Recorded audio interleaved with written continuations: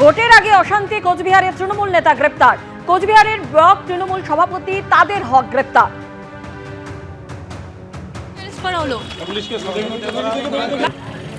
যেমন পাপ করছিস ভাই, শাস্তি পাইতে হবে। একদিকে আপনারা শুনলেন সোনা পাপ্পু কসবার ত্রাস, 8 ঘন্টা হয়ে গেছে, এখনো সিজিও কমপ্লেক্সে তিনি রয়েছেন। আজকে মুখ্যমন্ত্রী শুভেন্দু অধিকারী তিনি বলেছেন সোনা পাপ্পুর নামে 24টি সম্পত্তির হদিশ পাওয়া গেছে। আর অন্যদিকে 11 ঘন্টা পার হয়ে গেছে, এখনো সিজিও কমপ্লেক্সে তৃণমূল নেতা পাঁচু রায়। পুরো দুর্নীতি মামলায় দক্ষিণ দমদমের প্রাক্তন পুরপ্রধানকে তলব। ইডির তলবে পাঁচু রায়ের হাজিরা এবং সকাল থেকেই ম্যারাথন জিজ্ঞাসাবাদ করা হচ্ছে পাঁচু রায়কে। সুজিত বসু ভাইস চেয়ারম্যান থাকাকালীন পুর নিয়োগে দুর্নীতি, সেই সময় দক্ষিণ দমদম পুরসভার চেয়ারম্যান ছিলেন পাঁচু রায়। এফআইআর খারিজ চেয়ে এবার হাইকোর্টে অভিষেক বন্দ্যোপাধ্যায়। সরাসরি নিউজরুম থেকে আমাদের প্রতিনিধি সৌভিক মজুমদার আমাদের সঙ্গে রয়েছেন। সৌভিক, কি খবর?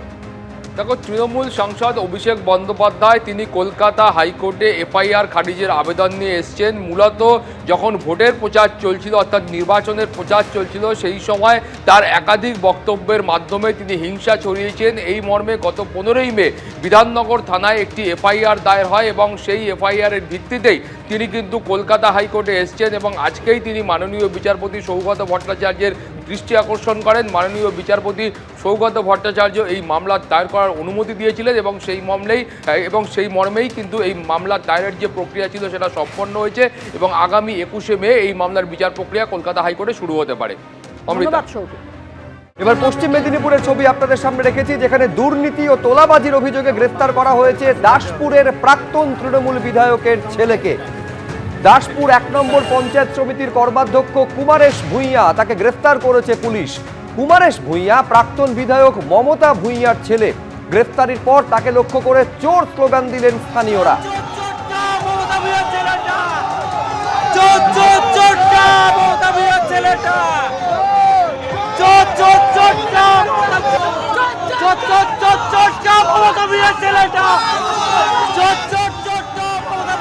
চারটে দিন পেরিয়ে গিয়েছে, এখনো পর্যন্ত অধরা বিষ্ণুপুরের তৃণমূল বিধায়ক দিলীপ মণ্ডল। আর এবার বিধায়কের ছেলে অর্ঘ্য মণ্ডলকে গ্রেফতার করলো পুলিশ।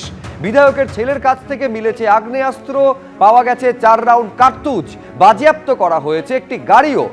ডায়মন্ড হারবার এবং রাজ্য পুলিশের স্পেশাল টাস্ক ফোর্সের অভিযানে পাকড়াও বিধায়ক পুত্র। দিলীপ মণ্ডলের ছেলে অর্ঘ্য মণ্ডল সহ মোট 5 জনকে গ্রেফতার করা হয়েছে।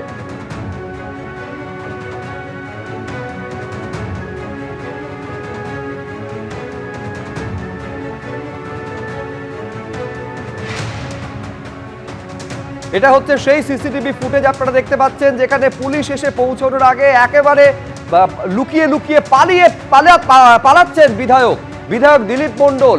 এখনো পর্যন্ত তার খোঁজ পাওয়া যায়নি, তার মধ্যেই বিধায়ক পুত্রকে গ্রেফতার করলো পুলিশ। এদিকে প্রায় 3 মাস ফেরার থাকার পর অবশেষে প্রকাশ্যে সোনা পাপ্পু। এই হচ্ছে সেই মুহূর্তের ছবি যখন ইডির জিজ্ঞাসাবাদের মুখোমুখি হওয়ার জন্য তিনি সিজিও কমপ্লেক্সে আসছেন। 8 ঘন্টা পেরিয়ে গিয়েছে, এখনো ইডি দপ্তরে রয়েছেন কসবার সোনা পাপ্পু। কসবার ত্রাস সোনা পাপ্পু 3 মাস পর উদয় হয়েছে তার, এবং এই মুহূর্তে ইডির জিজ্ঞাসাবাদের মুখোমুখি। 8 ঘন্টা পেরিয়ে গিয়েছে। সরাসরি প্রকাশ সিনহা আমাদের প্রতিনিধি রয়েছেন। ভেতরে কি চলছে প্রকাশ, কোন কোন প্রশ্নের মুখোমুখি হতে হচ্ছে?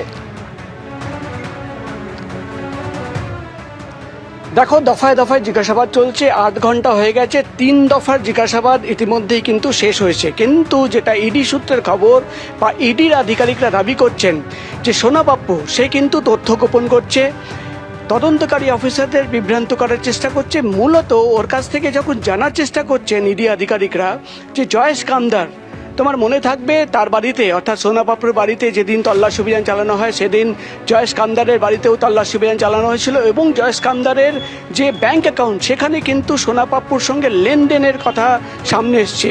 সেই বিষয় নিয়ে তাকে যখন জিজ্ঞাসাবাদ করা হচ্ছে, ইডি সূত্রের খবর বিভিন্ন ধরনের কিন্তু বিভ্রান্তিকর উত্তর সে দিচ্ছে। এবং তোমাকে বলে দিই, একাধিক প্রভাবশালী যোগ রয়েছে। ইডি আধিকারিকরা তারা যেটা মনে করছেন বা তাদের কাছে যে এভিডেন্স রয়েছে সেখানে দেখা যাচ্ছে যে সোনা পাপ্পু তার মাথায় কিন্তু একাধিক প্রভাবশালীদের হাত ছিল, অর্থাৎ প্রোটেকশন পেয়েছিল। তাই জন্য কিন্তু তোলাবাজি থেকে শুরু করে চমকানো ধমকানো এবং যে অভিযোগ ইডির তরফে আনা হচ্ছে যে কোনো প্রমোটার বালিগঞ্জ কসবা বা আশেপাশের এলাকায় যে কোনো প্রমোটার কাজ করার জন্য তাদের কিন্তু কাউন্সিলরদের টাকা দিতে হতো, তোলাবাজির টাকা দিতে হতো, এবং সেই টাকা নিতে যেত এই সোনা পাপ্পু। অর্থাৎ সোনা পাপ্পুকে সামনে রেখে তোলাবাজির যে সিন্ডিকেট, সেই সিন্ডিকেট চলতো।